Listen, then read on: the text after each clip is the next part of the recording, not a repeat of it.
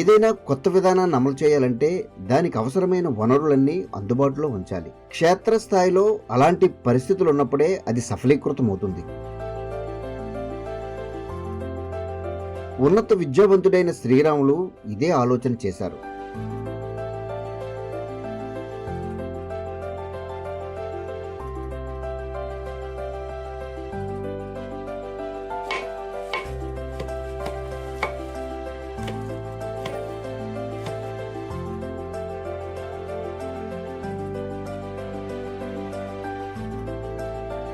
ప్రకృతి వ్యవసాయ విస్తరణకు ఈ ఎన్పిఎం షాప్ మూలమని భావించి ఆ దిశగా అడుగులు వేశారు.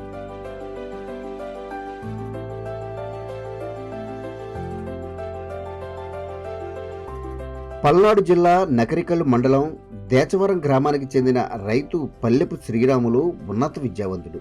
స్వతహాగా వ్యవసాయం ఇష్టమైన ఆయన ఉద్యోగాన్వేషణ చేస్తూనే ప్రకృతి పద్ధతిలో సాగుకు శ్రీకారం చుట్టారు.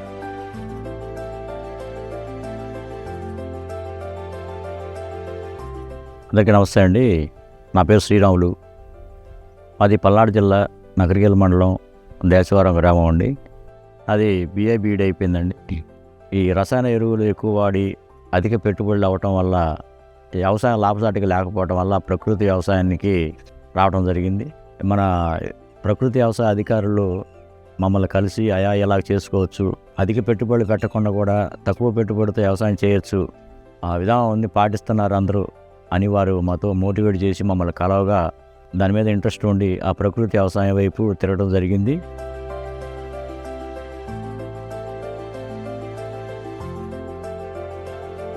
ఈ క్రమంలో తను వరితో పాటు కూరగాయల సాగు చేపట్టారు.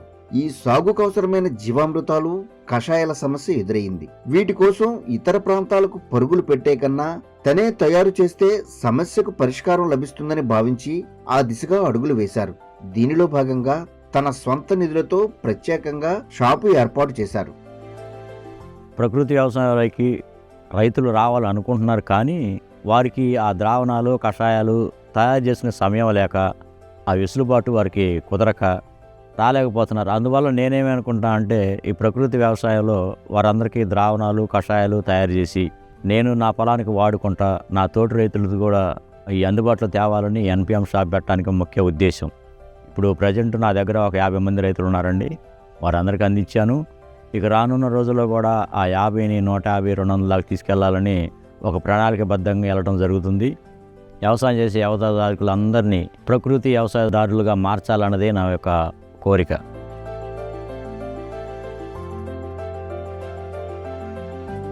ఈ విధంగా జీవామృతాలు, అగ్నాస్త్రం, మీనామృతంతో పాటు కోడిగుడ్డు నిమ్మరసం ద్రావణాలను తయారు చేసి విక్రయిస్తున్నారు.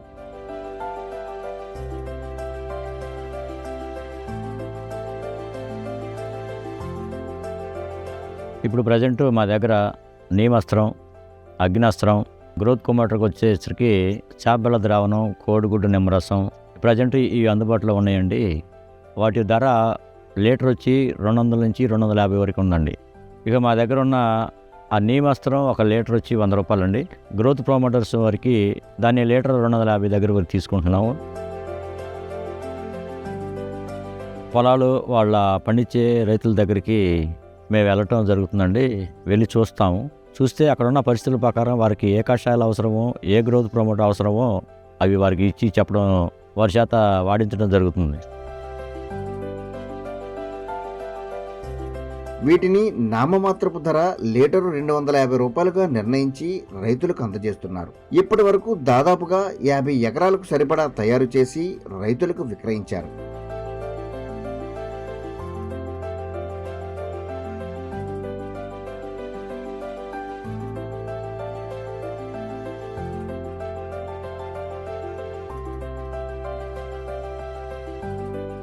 నా పేరు వెంకటరమణ. మేము వ్యవసాయం చేసుకుంటాము. మా ఊరు దేశవరం. మేము మిరప తోటకి ఎన్నో పెట్టుబడులు పెట్టాము, ఏదీ లేదు. శ్రీరాములు గారు కషాయాలు తయారు చేస్తున్నాడు. అందువల్ల మేము ఇప్పుడు మిరప తోటకి ఆ కషాయాలు వేయటం వల్ల కొంచెం దిగుబడి కానీ ఎగుబడి కానీ కొంచెం బాగున్నాయి. ఇప్పుడు మిరప తోటలో అది వేయటం వల్ల ఇప్పుడు పెట్టుబడి తగ్గింది, కొంచెం చేను బాగుంది ఆ కషాయాలు వాడటం వల్ల. ఈ విధంగా ప్రకృతి వ్యవసాయ పద్ధతిని అనుసరించి తను సాగు చేసి లబ్ధి పొందడమే కాకుండా ఎన్పిఎం షాపు ఏర్పాటు చేసి అదనపు రాబడి సాధిస్తున్నారు. పరోక్షంగా ఇతర రైతులకు వీటిని చేరువ చేస్తున్నారు.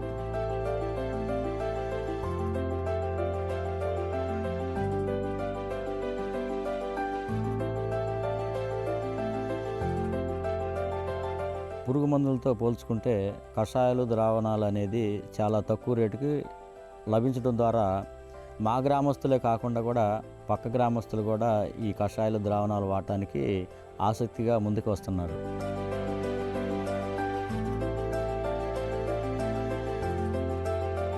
ఇక మేము వ్యవసాయం చేసుకుంటా ఎంపీఎం షాప్ పెట్టడం జరిగింది.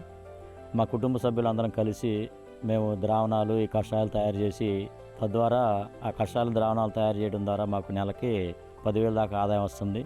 మా కుటుంబం ఎటువంటి ఇబ్బంది లేకుండా ఈ వ్యవసాయం సాగిస్తూ ఉన్నాం. ఇక ప్రకృతి వ్యవసాయం చేయడం ద్వారా ఏమైందంటే తక్కువ ఖర్చు జరిగింది, ఎక్కువ ఆదాయం వచ్చింది. ఇక మాకున్న కుటుంబ సమస్యలు అప్పులు అన్నీ తీరి ఒక 3 years నుంచి వరి పంట కానీ మిర్చి కానీ ఆకుకూరలు కానీ వేస్తున్నాము. అధిక దిగుబడి వస్తుంది.